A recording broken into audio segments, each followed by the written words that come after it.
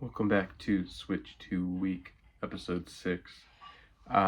This is Wednesday, so at midnight tonight is going to be the release of the Nintendo Switch, but I want to try and get a video out early. If you can tell, it's the morning. But I just wanted to make this video doing a little bit of predictions for what I think the Switch 2 will achieve, or maybe what it'll fall short on. I'm going to touch a little bit on the Switch 1 as a console, sort of in review. If you haven't seen it, I already did a video on it, sort of the conclusion to my original Switch Week series, episode 7, if you want to watch that. But otherwise, I'm just going to quickly say, very much a big fan of, obviously, the Nintendo Switch. I think it outperformed maybe people's expectations. It fell short in a lot of different aspects. But overall, I think it's, you can't deny the fact it's an absolute success in terms of number of sales, the amount of games that have come out, and the influence that it has had, obviously on this console, but other consoles as well in the way that we think about gaming. So just that out of the way, I want to take that into consideration when I make my predictions. I'll get a couple, easy predictions, but I'll throw some bold ones out there. To start with, maybe not a bold prediction. I think that the sales of the Nintendo Switch after maybe the first day will stagnate a little bit. I think people obviously don't exactly have a lot of expendable income that they would want to spend on a console if they don't know that it's absolutely good. In addition to a couple other things, there's a chance that obviously people buy up the Switches. But from what I can see, it seems like Nintendo's going through retailers and doing a good job of making sure that they have enough stock to make sure that people who are actually there to purchase it can purchase it. But with that in mind, I think that there will be a little bit of slow growth right until about the holiday season, when the Switch 2 will really start selling. Another bold prediction, or I'll say that this one is more bold, I think that we will go at least 2 years without like a truly great game for the console. I think there'll be a lot of ports. I think there'll be a lot of good games. But I think that we're going to have to wait till we get a game the magnitude of something like a Smash Bros., a Mario Odyssey, Breath of the Wild, Tears of the Kingdom, anything like that. And that's not necessarily a bad thing either, because I think that Nintendo is doing a good job of making sure there are plenty of good games to occupy people's times, so they can maybe buy themselves a little bit more time to work on a truly A-list kind of game that will, maybe even promote more sales just so people can play that game.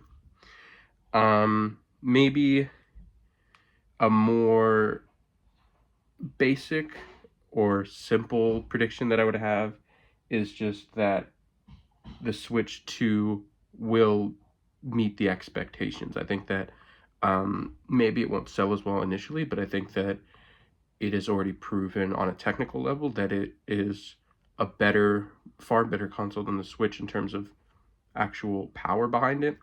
I think that many of the parts of the console, the Joy-Cons are an improvement. Obviously, the stand is an improvement. I think just technically it will become irrefutable that this is a good console. I think when the Switch originally released, there was a lot of pushback, a little bit of skepticism, just because of the amount of storage, because of maybe the cheapness of controllers, eventually getting stick drift and all that kind of stuff, the stuff like the kickstand.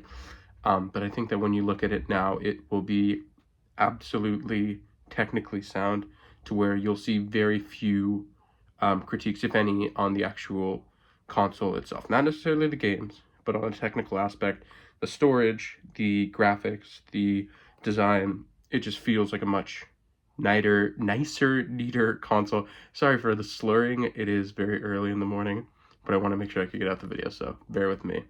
I'm trying to think of something maybe a little bit more bold. I would say that maybe not bold, but I'm quite optimistic, and I think that even though I made a video talking about how I wasn't certain that there'd be third-party development through the lifespan of the Switch 2, I think that it will consistently have a game library full of these third-party games.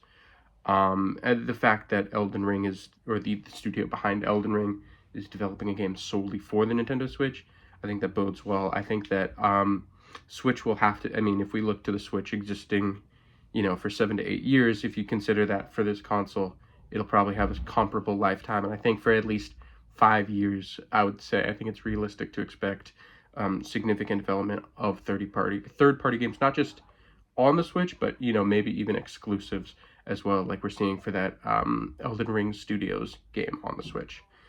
And then just I'll tie it off nicely and neatly with this.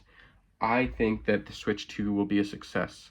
I think that maybe initially it won't be the commercial success that the Switch 1 was, but I think it will be critically acclaimed in terms of the types of games you're able to play, the accessibility, the user friendliness, the obviously user interface is going to be the same as the Switch, but having all of those perks of having a nicer, neater console with far better technology in it, right?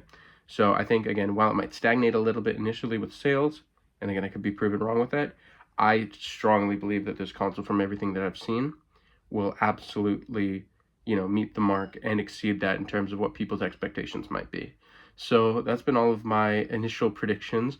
I'll maybe throw in a couple more in my next video when I hopefully actually have my hands on the console.